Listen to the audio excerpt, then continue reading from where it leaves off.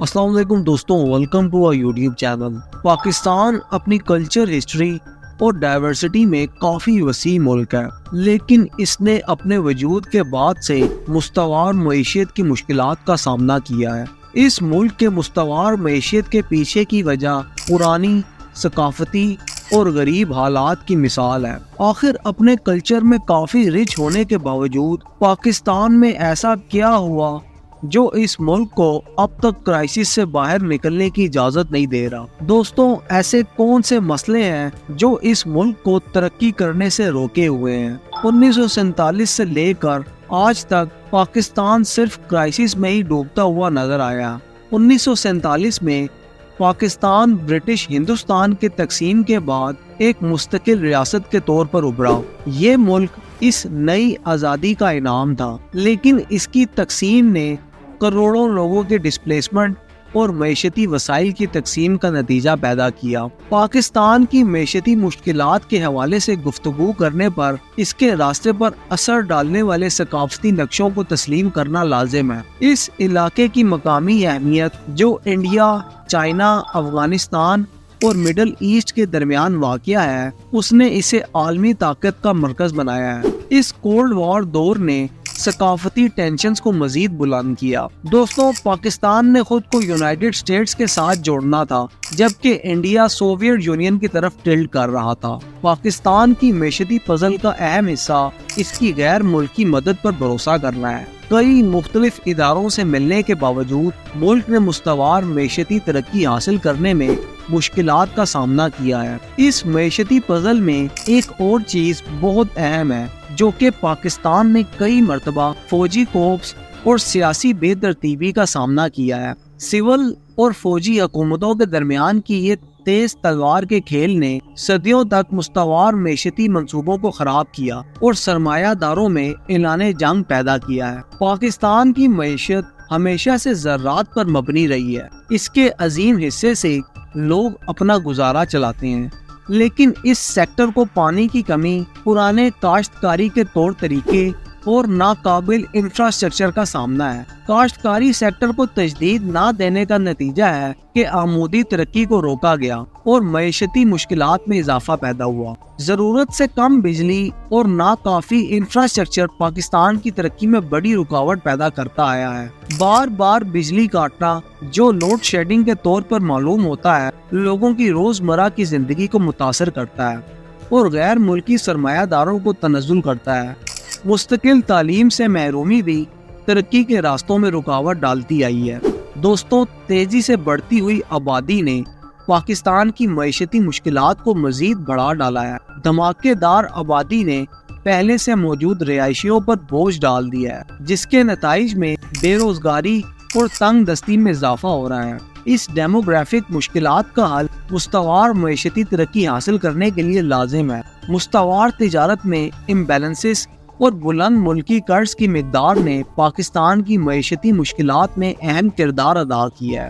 ملکی تاجروں کے ساتھ معلومات بھرا تبادلہ اور رقیات پر مبنی تجارت کی پالیسیز مستوار تجارت کے کرونک تنازلات میں مبتلا ہوئی ہیں۔ ملکی قرض کی ادائیگی میں مہلت ملک کی معیشت پر بوجھ ڈالتا ہے، جس سے ضرورت مند منصوبات سے مستقل ترقی حاصل کرنے میں رکاوٹ آتی ہے۔ دوستوں، تعلیم ترقی کا ایک اہم ستون ہے، لیکن پاکستان کو معقول تعلیمی امداد کا عام اور برابر نہیں مل رہا۔ تعلیمی نظام میں کمی، مہارت مند مزدوروں کی کمی، جسے ترقی اور انوویشن کے لیے ضرورت ہوتی ہے، کو روک رہی ہے۔ پاکستان کی معیشتی مشکلات کو سلجھانے میں 1947 سے ہم دیکھتے ہیں کہ یہ کیوں اور کیسے ہوئی ہیں۔ اس طرح کے چیلنجز کا سیاسی دانشور، معیشت دانوں اور پوری جمہوریت کی ملی بھگت اور لگاتار محنت سے ممکن ہے۔ اصل وجہ کو سمجھنے اور پہلے کی غلطیوں سے سبق سیکھنے کے بعد پاکستان ترقی اور خوشحالی کے راستے پر چل سکتا ہے۔ آنے والے سفر میں مشکلات ہوں گی، لیکن ملی بھگت اور تحقیقاتی پلاننگ سے ہی ملک اپنی معیشتی داستان میں طاقتور بن سکتا ہے۔ پاکستان کی معیشت پر علم و عموری نظریات اور صورتحال کا اثر نظر انداز نہیں کیا جا سکتا۔ نان گورننس اور غلط فیصلے پاکستان کی سیاسی اور معیشتی منظر نامے میں قائم مسئلہ رہا ہے۔ کمزور گورننس، رشوت اور عوام کے پیسوں کی غلط جگہ پہ یوٹیلائزیشن نے اساس ٹرسٹ کو ختم کیا اور اصولوں پر عمل میں رکاوٹ ڈالی۔ عالمی معیشتی منظر نے پاکستان کی معیشتی مشکلات میں بھی اپنا کردار ادا کیا ہے۔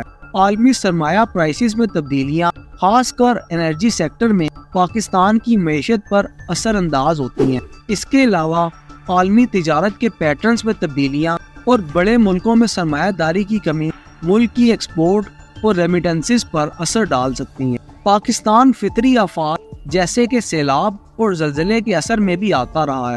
یہ واقعات نہ صرف فوراً انسانی دکھ کا باعث بنتے ہیں بلکہ اسینشیل انفراسٹرکچر کو نقصان پہنچاتے ہیں، کاشتکاری کو بھی متاثر کرتے ہیں اور عام لوگوں کے ذریعے سرکاری اساس کو دباؤ میں ڈال دیتے ہیں۔ پاکستان کو اس شعبے میں بھی انتظامی امور پر تبادلہ خیال کرنے کی ضرورت ہے۔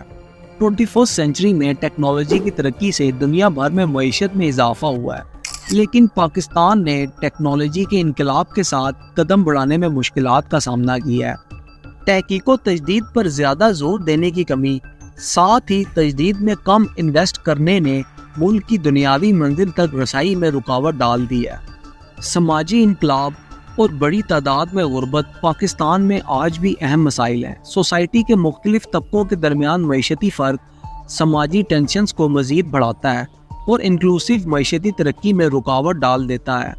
پاکستان میں غربت کم کرنے، سماجی فلاح پروگرامز اور وصولی زمینوں کا انصاف کو برقرار رکھنے پر توجہ دینے کی بھی ضرورت ہے، جو ان مسائل کا حل ہے۔ دوستوں، بہت سے چیلنجز کے باوجود پاکستان معیشتی مستوار پن کی تلاش میں کسی بھی وقت آرام سے نہیں بیٹھا۔ تقریباً ہر سال الگ مسائل کا حل نکالنے کے لیے مختلف اصلاحاتی انتظامات کیے گئے ہیں، جن میں انرجی سیکٹر کی اصلاحات سے لے کر گورننس میں بہتر ہونے تک ہر چیز شامل ہے۔ لیکن ان انتظامات کی کمی میں اثر ڈالنے کا زیادہ حصہ کنسسٹنٹ امپلیمنٹیشن، سیاسی ارادہ اور دنیاوی ڈائنامکس کے ساتھ توجہ پر مبنی ہوتا ہے۔ تو دوستوں، یہ تھی ہماری اب تک کی ویڈیو۔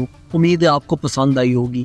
ایسی مزید انٹرسٹنگ ویڈیوز دیکھنے کے لیے ہمارے چینل کو سبسکرائب کریں اور ساتھ ہی لگے بیل کے بٹن کو پریس کر دیں تاکہ ایسی مزید انٹرسٹنگ ویڈیوز آپ تک پہنچتی رہیں۔ اب تک کے لیے اتنا ہی، ملتے ہیں اگلی ویڈیو کے ساتھ۔ تب تک کے لیے اللہ حافظ۔